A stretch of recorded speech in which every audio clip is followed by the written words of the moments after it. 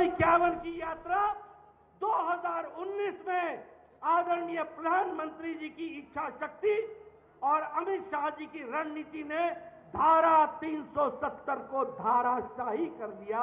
ये हमारा रिकॉर्ड है।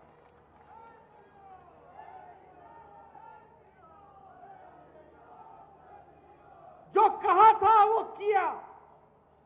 जिस बात के लिए श्यामा प्रसाद मुखर्जी ने 1953 में बलिदान दिया, उसको याद रखते हुए 2019 में एक देश में एक विधान, एक प्रधान, एक संविधान करके दिखाया। इस बात को भी हमको ध्यान रखना चाहिए।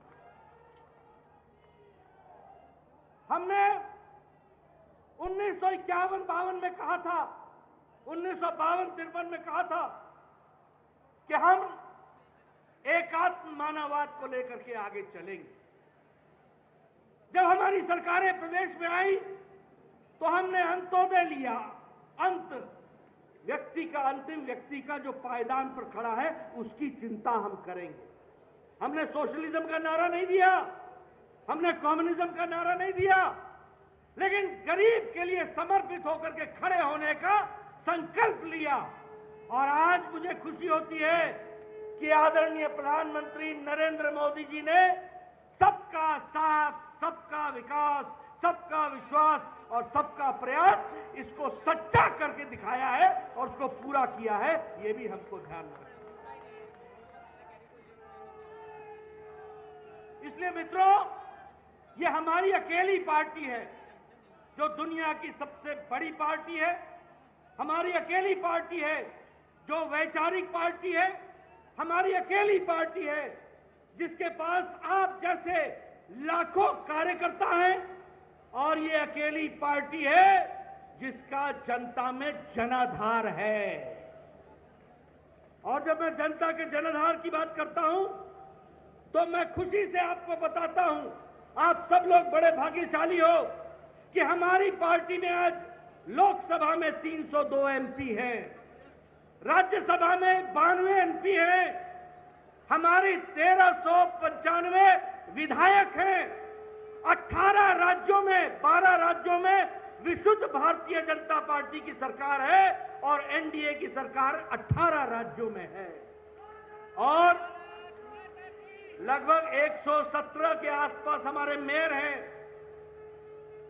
हजारों के हिसाब से हमारे बीडीसी के, ब्लॉक के और जिला परिषद के चुने हुए अध्यक्ष हैं और लाखों के हिसाब से हमारे वार्ड मेंबर हैं।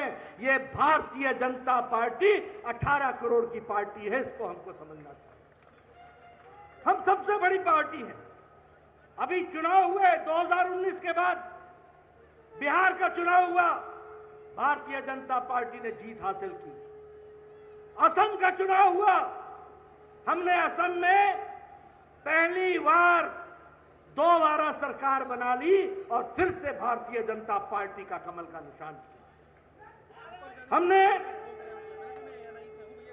हमने दक्षिण में पुडुचेरी में भारतीय जनता पार्टी की सरकार बनाई और आजादी के बाद पहला राज्यसभा का सदस्य भी चुनकर पुडुचेरी से हमारे सांसद में पहुंचा, वो भारतीय जनता पार्टी के कमल के निशान को लेकर। हमने हरियाणा में दोबारा सरकार बनाई।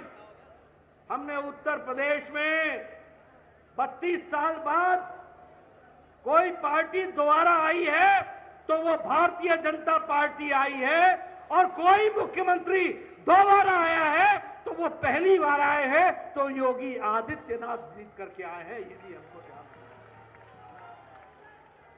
हमने उत्तराखंड में दोबारा सरकार बना ली।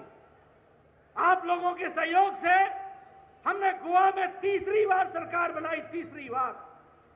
और आप लोगों को जानकर खुशी होगी कि हम लोगों ने पूर्वोत्तर में, नॉर्थ ईस्ट में, मणिपुर में भी दोबारा सरकार बनाई, दोबारा भारतीय जनता पार्टी की विशुद्ध सरकार बनाई।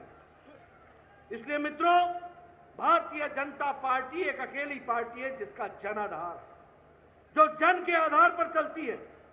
म्युनिसिपल कॉर्पोरेशन के चुनाव हुए, जिला परिषद के चुनाव हुए, हमारे लोकल निकायों के चुनाव हुए, लद्दाख से लेकर के कर्नाटक तक, लद्दाख से लेकर के हैदराबाद तक और इधर गुजरात से लेकर के अरुणाचल प्रदेश तक और त्रिपुरा तक सारी की सारी सीटें भारतीय जनता पार्टी ने जीत ली और हमने स्थानीय निकायों में अपना स्थान स्थापित किया।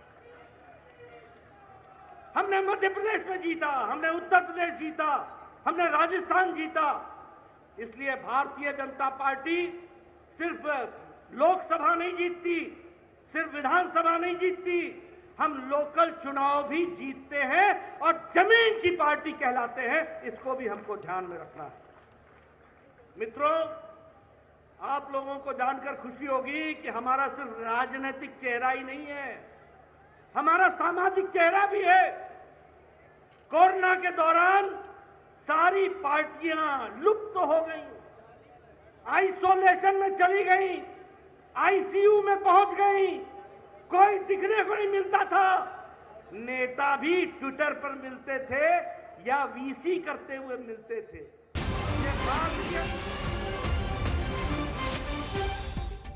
तो दिल्ली में अब एमसीडी पर बीजेपी का फोकस। जेपी नड्डा की मौजूदगी में पंच परमेश्वर सम्मेलन दिल्ली के रामलीला मैदान में चल रहा है, जहां पर संबोधित कर रहे थे जेपी नड्डा।